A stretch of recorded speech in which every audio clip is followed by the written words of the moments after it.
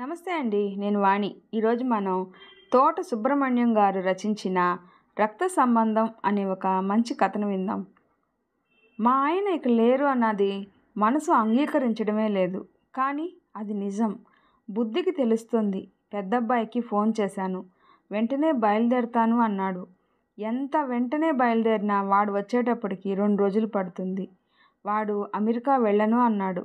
నేను మా ఆయన బలవంతంగా పంపాం. చాలామంది వెళ్ళి సంపాదించుకుంటున్నారు, నీకు అవకాశం వచ్చినప్పుడు వెళ్ళాలి కదా అన్నారు ఆయన. అవును, మా మీద నీకున్న ప్రేమ నీ అభివృద్ధికి ఆటంకం కాకూడదు అని నేను అన్నాను. వాడికి వెళ్ళాలని ఉంది, కానీ మాకు తెలిసిన వారిలో కొందరు చనిపోయినప్పుడు వాళ్ళ పిల్లలు అమెరికా నుంచి రాలేదు. పున్నామ నరకం తప్పించిన కొడుకు ఉన్నా లేకపోయినా ఒకటే అని వాళ్ళ బంధువులు అనడం వీడు 1-2 చోట్ల విన్నాడు. వాటిని గుర్తు చేస్తూ తాను వెళ్ళను అన్నాడు. మాకు ఆ నరకం తప్పించడానికి స్వర్గం కాబోతున్న నీ భవిష్యత్తును, నీ భార్యాపిల్లల భవిష్యత్తును త్యాగం చేయకూడదు. నీ త్యాగాన్ని మేము అంగీకరించడం మా స్వార్థం అవుతుంది. పిల్లల సుఖ సంతోషాల కన్నా తల్లిదండ్రులకు గొప్ప స్వర్గం ఏముంటుంది? కష్టసుఖాలు పక్కపక్కనే ఉండటం సహజం. కాబట్టి భూలోకంలో ఈ స్వర్గం అనుభవించి తర్వాత ఆ నరకానికి వెళ్తాంలే అని నవ్వారాయన. నేను శృతి కలిపాను. మీకు ఏ కాస్త నలతగా ఉన్నా నాకు ఫోన్ చేయాలి. ఎంత పనున్నా వదిలేసి వచ్చి చూసి వెళ్తాను. అందుకు మీరు ఒప్పుకుంటేనే వెళ్తాను. మేము సరే అన్నాం. వాడు వెళ్ళాడు. ప్రతి సంవత్సరం వచ్చి చూసి వెళ్తున్నాడు. చిన్నోడు బెంగళూరులోనే ఉంటాడు. వాడు ఆ ఒక్కసారి రావడానికే ఇబ్బంది పడుతుంటాడు. అమెరికా నుంచి అన్నయ్య వస్తుంటే పక్క రాష్ట్రంలో ఉండి నేను రాకపోతే మీరు ఫీల్ అవుతారని పనులన్నీ మానుకొని రావాల్సి వస్తుంది అంటాడు. వాడు ఏమన్నా మాకు ముద్దే. చిన్నపిల్లాడనే ఆలోచనలోనే ఉండేవాళ్ళం. అంతేనా, ఇంకేమన్నా ఉందా అని ఆట పట్టించేవారు ఆయన. అందుకో కారణం ఉంది. మాకు పెళ్ళై 4 ఏళ్ళైనా పిల్లలు కలగక ఓ లేడీ డాక్టర్ని కలిశాం. నాకు గర్భసంచి సరిగా ఆమరి లేదని చెప్పింది. అండం విడుదల కావడం, పిండం ఏర్పడటం బాగానే జరిగినా అది గర్భసంచిలోకి ప్రవేశించడం జరగక నేను గర్భం దాల్చడం లేదు అని చెప్పింది. మేమిద్దరం చాలా బాధపడ్డాం. అప్పుడు ఆమె సరోగసి గురించి చెప్పింది. మేము కొన్ని రోజులు ఆలోచించుకున్నాం. ఎవరినైనా పెంచుకుందాం అన్నారు ఆయన. నేను అంగీకరించాను, కానీ నాలో ఏదో ఒక అసంతృప్తి ఉండిపోవడం ఆయన గమనించారు. ఎంత ఖర్చైనా ఎలాగో ఏర్పాటు చేస్తాను, సరోగసికే వెళ్దాం అన్నారు. నేను వద్దులేండి అనాలనుకున్నా, కానీ అనలేకపోయాను. అందుకు నా స్వార్థం కన్నా ఆయన మీద ప్రేమే ఎక్కువ కారణం. ఆయన వారసత్వానికి నాలోని లోపం ఆటంకం కాకూడదు అనిపించింది. డాక్టర్ ఒక స్త్రీని అందుకోసం ఒప్పించింది. ఆమె మా బిడ్డకు సరోగేట్ మదర్ కాబోతుంది. ఆమెకు మేమిద్దరం కృతజ్ఞతలు చెప్పాం. నా నుంచి అండాలను, ఆయన శుక్రకణాలను డాక్టర్ తీసుకుంది. మా పాపనో బాబునో ఖచ్చితంగా అందజేస్తాను అని కూడా చెప్పింది. 10కి పైగా పిండాలు, అదే ఇంగ్లీష్లో ఎంబ్రియోస్, టెస్ట్ ట్యూబ్లో తయారు చేసి ఒకటి సరోగేట్లో ప్రవేశపెడతారు. అది సక్సెస్ కాకపోతే మరొకటి సక్సెస్ అయ్యే వరకు ఇంప్లాంట్ చేస్తారు. చెప్పినట్లుగానే 10 నెలల తర్వాత అజయ్నిచ్చింది డాక్టర్. మా బిడ్డను తన గర్భాన మోసిన స్త్రీమూర్తికి అగ్రిమెంట్లో ఉన్నదానికన్నా ఎక్కువ ఇచ్చి మనసా వాచా కృతజ్ఞతలు తెలిపి పంపాం. ఆమెను గర్భాన్ని అద్దెకిచ్చిన స్త్రీలా కాకుండా మా పాలిట దేవతలా భావించాం. డాక్టర్ అసాధ్యమని చెప్పింది. అజయ్ ఇంటికి వచ్చిన సంవత్సరం తర్వాత సాధ్యమైంది. ఆమె తప్పు చెప్పింది అన్నదానికన్నా అజయ్ ఇంటికి వచ్చిన వేళా విశేషం మీదే నా దృష్టి ఎక్కువ పడింది. గర్భం దాల్చి సంపూర్ణ స్త్రీతత్వాన్ని పొందగలిగిన నాకు మా బంగారు కొండ మా ఇంటి ఇలవేల్పుగా అనిపించాడు. ఆయనకు వ్యాపారంలో ఊహించని అభివృద్ధి కనిపించింది. వజ్రాల మూటలాంటి మా బాబు మా ఇంటి అదృష్టంగా భావించారు ఆయన. నా శరీర భాగాలు బాగానే ఉండటానికి కానీ, ఆయన కృషికి ప్రతిఫలం లభించడానికి కానీ అజయ్ మా జీవితంలోకి రావడం కారణం కాకపోవచ్చు, కానీ వాడే అందుకు కారణం అనుకోవడం మాకు చాలా ఆనందంగా ఉంది. సంజయ్ కూడా పుట్టిన తర్వాత మా ఆనందం ఇంకా రెట్టింపైంది. ఇద్దరిని అపురూపంగా పెంచుకున్నాం. అయినా మేమిద్దరమే ఉన్నప్పుడు, ఏదైనా సందర్భం వచ్చినప్పుడు ఆయన నన్ను ఆట పట్టించడానికి నా గర్భాన మోసిన సంజయ్ అంటేనే నాకు ఎక్కువ ఇష్టం అని అంటూ ఉండేవాడు. తెల్లవారుతున్నట్లు చిహ్నంగా తెల్లని కాంతి కిరణాలు కిటికీ అద్దాల్లో నుంచి మా బెడ్రూంలోకి ప్రవేశించాయి. అప్పటికి కూడా సంజయ్ నిద్రలేవడు. కానీ వాడికి నిద్రాభంగం కలగకూడదని ఫోన్ చేయకుండా ఉండటం ఇక నా వల్ల కాలేదు. చేశాను.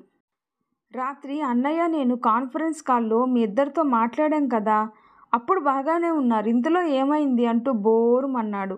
ఏడవకు, నేను ధైర్యంగా ఉండలేను. తెల్లవారుజామున 3:30కు నేను వాష్రూమ్కి వెళ్ళబోతూ డాడీ కాలు చెయ్యి మంచం మీద నుంచి కిందకి వేలాడుతూ ఉండడం చూసి పైకి సర్దాను. ఆయనలో చలనం లేదని తెలిసింది. అంతకుముందే ఎప్పుడు ఆయన మనల్ని వదిలి వెళ్ళిపోయారో తెలీదు. అప్పటినుంచి ఎప్పుడు తెల్లవారుతుందా అని ఎదురు చూస్తూ ఉన్నాను. అన్నయ్యకు వెంటనే ఫోన్ చేశాను. అప్పుడు అమెరికాలో పగలే కదా. పొంగుకొస్తున్న దుఃఖాన్ని అదిమిపట్టి అన్నాను, ఏంటమ్మా, నా నిద్ర పాడవకూడదని ఇలా చేస్తావా? డాడీ కన్నా నాకు నిద్ర ఎక్కువ. వెంటనే బయలుదేరు, ఏం చేయాలో నాకు అర్థం కావడం లేదు. అప్పుడు ఏడిస్తే ఇరుగు పొరుగు వాళ్ళు ఇబ్బంది పడతారని ఏడుపును బలవంతంగా ఆపుకున్నాను. ఇప్పుడు ఏడుపు రావడం లేదు.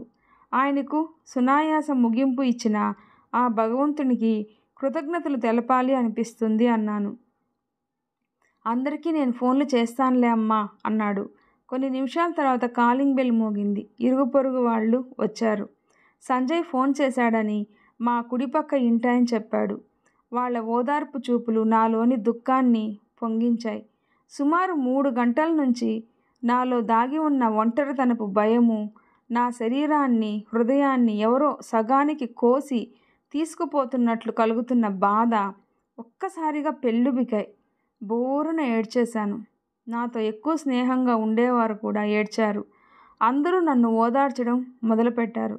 తర్వాత బంధువులు, స్నేహితులు, పరిచయస్తులు రావడంతో ఇంటిలోని కాంపౌండ్లోనూ జనం బాగా పెరిగారు. ఆయన స్నేహితులు కాంపౌండ్లో టెంట్ వేయించి అందులో కుర్చీలు వేయించారు. సంజయ్ భార్యాపిల్లలతో కారులో బయలుదేరినట్లు చెప్పాడు. అజయ్ తనకు మాత్రమే ఫ్లైట్ టికెట్ దొరికిందని, తన భార్యాపిల్లలకు తర్వాత దొరుకుతాయని తెలిపాడు. అంతవరకు జరగవలసింది జరుగుతున్నట్లే అనిపించింది. కానీ అజయ్ అన్న ఒక్క మాటకు నా తల తిరిగినట్లు అనిపించింది. సంజయ్ని తలకొరివి పెట్టమని చెప్పమ్మా అన్నాడు. అన్నయ్య ఏంటమ్మా నన్ను తలకొరివి పెట్టమంటున్నాడు? కొన్ని నిమిషాల తర్వాత సంజయ్ కాల్ చేసి అడిగాడు. ఇంటికి వచ్చిన తర్వాత మాట్లాడదాం అని మాత్రమే ఇద్దరితో అనగలిగాను. 2 ఏళ్ల క్రితం ఆ లేడీ డాక్టర్ చెప్పింది ఆయన అజయ్కి చెప్పుంటారా అనిపించింది. ఖచ్చితంగా చెప్పుండరు అని నాకు నేనే సమాధానం చెప్పుకున్నాను. ఆయన పార్థివ శరీరం పాడవకూడదని ఫ్రీజర్ బాక్స్ తెప్పించి అందులో పెట్టించారు. సంజయ్కి ఫోన్ చేసి అన్నయ్య రావడానికి సమయం పడుతుంది కాబట్టి కాస్త నెమ్మదిగా డ్రైవ్ చేస్తూ జాగ్రత్తగా రండి అని చెప్పాను. తలకొరివి పెట్టేది అజయ్నే అనే అర్థం ధ్వనించేలా పలికాను. పిల్లలిద్దరితో ఆయన స్నేహితులు మాట్లాడుతూనే ఉన్నారని వాడి మాటల ద్వారా తెలిసింది. ఇక్కడ జరుగుతున్నవన్నీ వాళ్ళకు తెలుస్తున్నాయి. వాళ్ళు చెప్పేవే వీళ్ళు చేస్తున్నారు. కొడుకులిద్దరూ మంచివాళ్లే కాబట్టి ఆయనకు పున్నామ నరకం ఉండదు అని వినిపించింది. వస్తున్న నవ్వును ఆపుకున్నాను. ఎంత చదువుకున్నా మన సంప్రదాయపు ఆలోచనలు పోవు అనుకున్నాను. ఆయనకి ఏదైనా నరకం తప్పింది అంటే అది ఏ అనారోగ్యంతోనో నెలలు సంవత్సరాలు మంచంలో గడపకపోవడమే. మంచి కొడుకుల్ని కలిగి ఉండటమే అందుకు కారణమేమో. పుం అనే పేరుగల నరకాన్ని పున్నామ నరకం అంటారు అని ఎవరో ప్రవచనకర్త చెప్పగా విన్నట్లు గుర్తు. దాని అర్థం కూడా జ్ఞాపకం వస్తుంది. మరలా జన్మించి మళ్ళీ మరణించడమే ఆ నరకమట. పుత్రుడు పుడితేనే సరిపోదట. ఆ కొడుకు సత్కర్మలను ఆచరించేవాడైతేనే ఆ నరకం తప్పుతుందంట. అటువంటి పుత్రుడు తమ దహన సంస్కారాలు నిర్వహించాలని తల్లిదండ్రులు కోరుకుంటారు. అటువంటి పుత్రికైనా పర్వాలేదు. స్త్రీకి నెలకోసారి కలిగే ఇబ్బంది వల్ల ఆ సమయంలో ఇటువంటివి చేయలేక ఇబ్బంది పడతారని అప్పటి పండితులు పుత్రికల ప్రస్తావన తేలేదు. టెక్నాలజీ ఇంత డెవలప్ అయిన తర్వాత స్త్రీలకు అది అంత పెద్ద ఇబ్బంది కావడం లేదు. ఉత్తమ పుత్రికను కలిగిన వారు కూడా ఆ నరకాన్ని తప్పించుకోగలరు. ఉత్తమ దత్తత బిడ్డలున్నా సరిపోతుందని శాస్త్రం చెప్తుంది.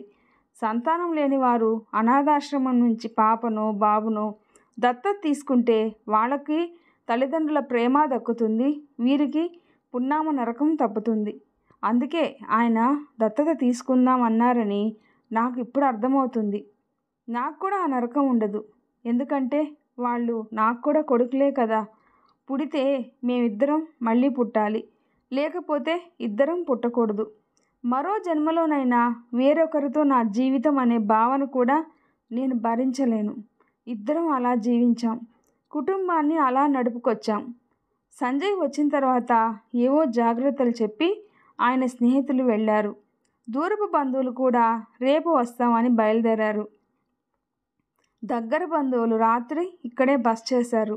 మర్నాడు సాయంత్రానికి అజయ్ వచ్చాడు. సంజయ్ను నన్ను గదిలోకి తీసుకెళ్ళాడు. నేను మొదటిసారి అమెరికా వెళ్తున్నప్పుడు నన్ను తన గర్భాన మోసిన అమ్మ దుబాయ్ ఎయిర్పోర్ట్లో కలిసింది. అక్కడ పనిచేస్తుందట. కొన్ని రోజులు కుటుంబంతో గడిపి వెళ్ళడానికి ఇండియాకు వస్తుందట. అనుకోకుండా నా పర్సులో నీ ఫోటో చూసి నన్ను గుర్తుపట్టింది. సరోగసి నిర్వహించిన డాక్టర్ చేసిన తప్పు నాకు చెప్పింది. ఆ డాక్టర్ వేరే డాక్టర్తో మాట్లాడుతుంటే విన్నదట.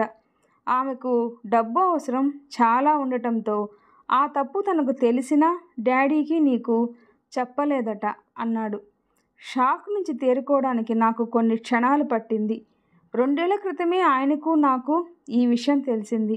అజయ్కి 11 ఏళ్ల క్రితమే తెలుసన్నమాట. ప్రతి సంవత్సరం ఇండియాకు వస్తూ కూడా ఎప్పుడూ బయటపడలేదు. ప్రవర్తనలో మార్పే లేదు. సొంత కొడుకులానే ప్రేమగా ఉన్నాడు. సొంత తమ్ముడిని చూసుకున్నట్లే సంజయ్ని చూసుకున్నాడు. ఆ డాక్టర్ని ఆమె కూతురు అల్లుడు ఒక యాక్సిడెంట్లో చనిపోయినప్పుడు ఆయన నేను వెళ్ళి పరామర్శించాం. మిమ్మల్ని మోసం చేశాను. మీ ఎంబ్రియోస్లో ఏది సరోగేట్లో సర్వైవ్ కాకపోవడంతో వేరే వారి ఎంబ్రియోస్లో ఒకటి మీ సరోగేట్లో ఇంప్లాంట్ చేశాను. మీ దగ్గర తీసుకున్న అడ్వాన్స్ అమౌంట్ తిరిగి ఇవ్వడానికి మనసు అంగీకరించగా మీరు ఇంకా ఇవ్వబోయే డబ్బును వదులుకోలేక తప్పు చేశాను. ఇంకా ఎవరెవరికి ఏమేం చేశానో కానీ అందులో ఏ పాపమో నా కూతుర్ని అల్లుడిని బలి తీసుకుంది అని చెప్పింది. ముందు మేమిద్దరం నిర్ఘాంతపోయినా తర్వాత అజయ్ లాంటి అబ్బాయి మా కొడుకుగా పెరిగినందుకు సంతోషించాం. వాడు మా అబ్బాయి కాదు అనే భావనను మా మనసులో అంగీకరించలేదు. భవిష్యత్తులో కూడా ఆ భావన మా మనసుల్లోకి రానివ్వకూడదు అని ఒట్టు పెట్టుకున్నాం. ఆ డాక్టర్ చెప్పింది అక్కడే వదిలేశాం. తర్వాత అజయ్ 2 సార్లు ఇండియాకు వచ్చినప్పుడు మా పెద్ద కొడుకు మా వరాల మూట అనే భావనలోనే ప్రేమగా చూసుకున్నాం. డాక్టర్ మాటలు మాకు అస్సలు గుర్తు రాలేదు. ఈ విషయమంతా నేను చెప్పిన తర్వాత సంజయ్ 11 ఏళ్లుగా అన్నయ్యకు తెలుసు, 2 ఏళ్లుగా మీ ఇద్దరికీ తెలుసు, ఎవరూ నాకు చెప్పలేదు. నా అన్నయ్యను నేనే దూరం పెడతాననుకున్నారా మీరంతా అంటూ అజయ్ని కౌగిలించుకొని వెక్కి వెక్కి ఏడ్చాడు. మా ముగ్గురి మనసులు ఆత్మీయతతో నిండిపోయి 6 కళ్ళు తడిసి ముద్దయ్యాయి. అజయ్ మారు మాట్లాడకుండా తలకొరివి పెట్టడానికి సిద్ధమయ్యాడు. వాడు పెడితేనే ఆయన ఆత్మ సంతోషిస్తుంది అని సంజయ్ కళ్ళు నా కళ్ళు చెప్పుకున్నాయి. ఎప్పుడూ వాడిని కొడుకుగానే ప్రేమించాం. అంతకన్నా ఎక్కువ ప్రేమనే వాడు మా మీద చూపించాడు. అంతకన్నా అర్హత ఏం కావాలి? సైన్సు, లాజిక్ లాంటి మాటల్ని మనసులోకి రానివ్వలేదు. 2 ఉత్తమ కుమారులున్న మాకు పున్నామ నరకం ఉండదు అనే భావన నా మనసులో బలంగా పడింది. దాన్ని గట్టిగా నమ్మాలి అనిపించింది. నన్ను అమెరికా తీసుకెళ్ళిపోయి తన దగ్గరే ఉంచుకోవాలని పాస్పోర్ట్కి అప్లై చేయడానికి సంతకాలు పెట్టమని అజయ్ చాలా పట్టుపట్టాడు. అయినా నేను కలలు కని కట్టుకున్న ఇంటిని వదిలి ఎక్కడికి రాను అని చెప్పేశాను. పెద్ద దినం అయిపోయాక వాడు బయలుదేరుతున్నప్పుడు నాకు కూడా ఇలాగే జరుగుతుందని మాట ఇవ్వు అని చేయి చాపాను. అన్నదమ్ములిద్దరూ ఆ చేతిని గట్టిగా పట్టుకొని గొల్లున ఏడ్చారు. మమ్మల్ని చూసిన వారు 2 ఏళ్ల క్రితం డాక్టర్ చెప్పింది, దుబాయ్ ఎయిర్పోర్ట్లో సరోగేట్ మదర్ చెప్పింది నమ్మరు. మమతలకు రక్త సంబంధం అవసరం లేదని తెలిసిన వాళ్ళు మాత్రమే మా ప్రేమానుబంధాన్ని నమ్ముతారు. ఈ స్టోరీ మీకు నచ్చినట్లయితే ప్లీజ్ లైక్ చేసి షేర్ చేయండి, సబ్స్క్రైబ్ చేసుకోండి. స్టోరీ ఎలా ఉందో తప్పకుండా కామెంట్ చేయండి. Thanks for listening.